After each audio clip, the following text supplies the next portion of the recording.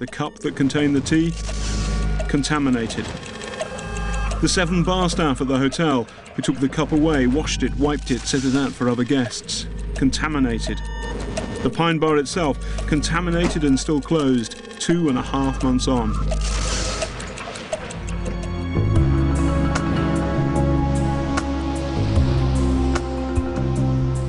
Safe and sound in Moscow, Lugovoy and Kovtun protested their innocence. We sat at the table and talked for 20 or 30 minutes. I'm completely certain, I'm 100% sure, that he didn't order anything and we didn't offer anything to him. But who might have ordered the assassination? Can the trail of polonium help us with that?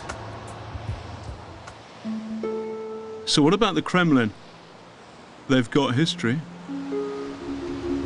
This is the Black Lubyanka, the headquarters of the old KGB.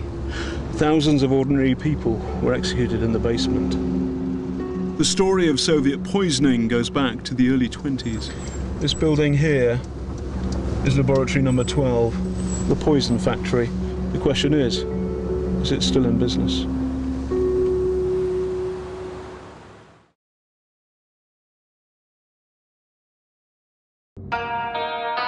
Welcome to Emirates Stadium, home of Arsenal, one of the latest British institutions to attract the attention of a Russian oligarch. There is a battle going on for control of the club. In 2007, Arsenal was rocked when an elusive Russian billionaire bought a huge stake in the club.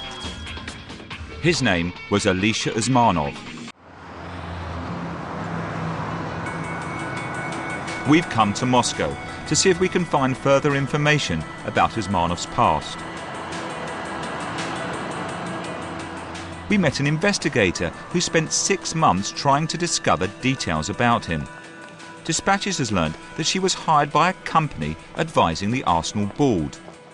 She'd been to the Uzbek capital Tashkent and tracked down one of Usmanov's jewelers.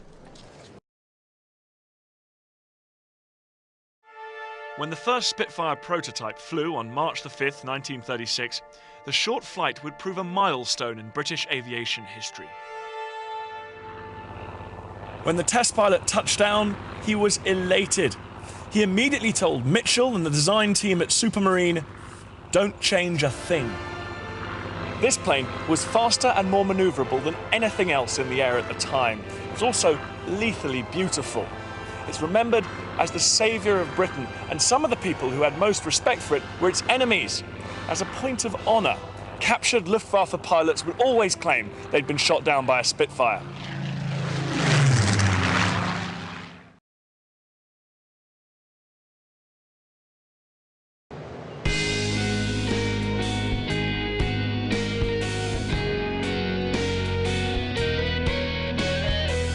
The Wizard of Electricity, the Napoleon of the light bulb. Whatever you want to call him, one thing is certain. Thomas Edison has had more influence on our world than any other scientist in history. His most famous achievement was the light bulb. It took us out of the dark ages and introduced us to a bright new world of progress.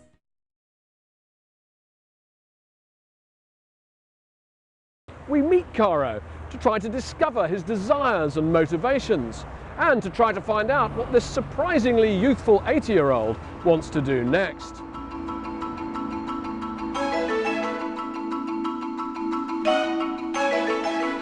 I feel like Gulliver standing here over Tate Caro. It's a giant 1/20th model of Tate Britain, and this is how we set out the show and begin to decide where things should go. It's a great way to get a sneak preview. So here we are in the 50s, and then we're moving fairly quickly through into the abstract sculpture, and here we are. Yes, we're in the 60s, the new sculpture already. That was 1963, before I went to the States. The shock of the new sculpture. Something like that. And this is early one morning. And that's the month of May? That's month of May.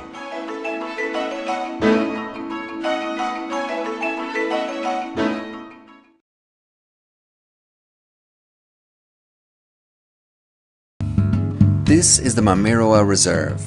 deep in the Brazilian Amazon. Over 22,000 square miles of luxurious rainforest and the widest waterways imaginable. Today I'm setting out with my guide Elmer to explore the wildlife and perhaps catch a glimpse of Mamiroa's greatest gem, the white Wakari monkey.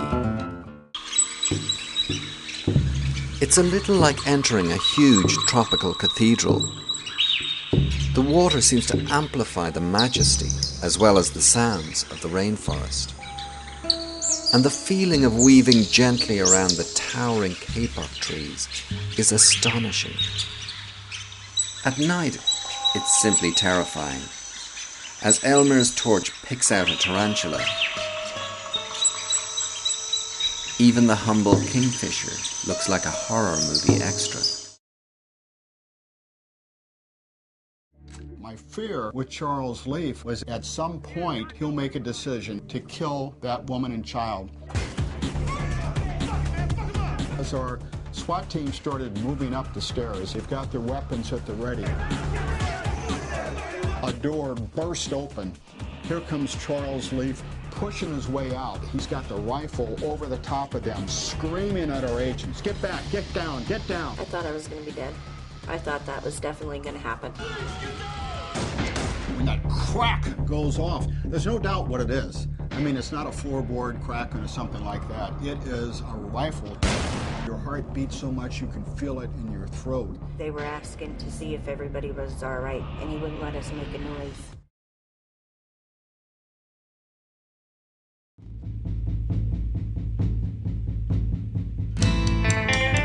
The Mini is a classic. It's the most recognisable symbol of British motoring, inspiring more affection than the Rolls-Royce and more cult status than the Jag. 5 million of these little babies came off the production line and colonised the world. And even 50 years after the first model appeared, still the boldest, brightest, sexiest, nippiest thing on the road. It's like no other car ever created. The Mini is not simply a design, it's a mobile work of art. Beaming Big Brother directly into the minds of the audience. This promises to be a spectacular innovation in multimedia opera. You're often heralded as being one of the pioneers of multimedia in live performance. Do you think there's much future in it now? Do you think people are a bit weary of seeing video projections on stage, etc.? Well, I mean, you only remember the bad experiences that you've seen. You never remember the good experiences. And I think that if opera wants to continue to be a great mother art, wants to continue to be the meeting point of all the different disciplines, it has to welcome into its realm all the different technologies that have been developed and all the other means of expression and narrative forms that have been invented since the 19th century. Rehearsals have been taking place in an atmosphere of seclusion and secrecy.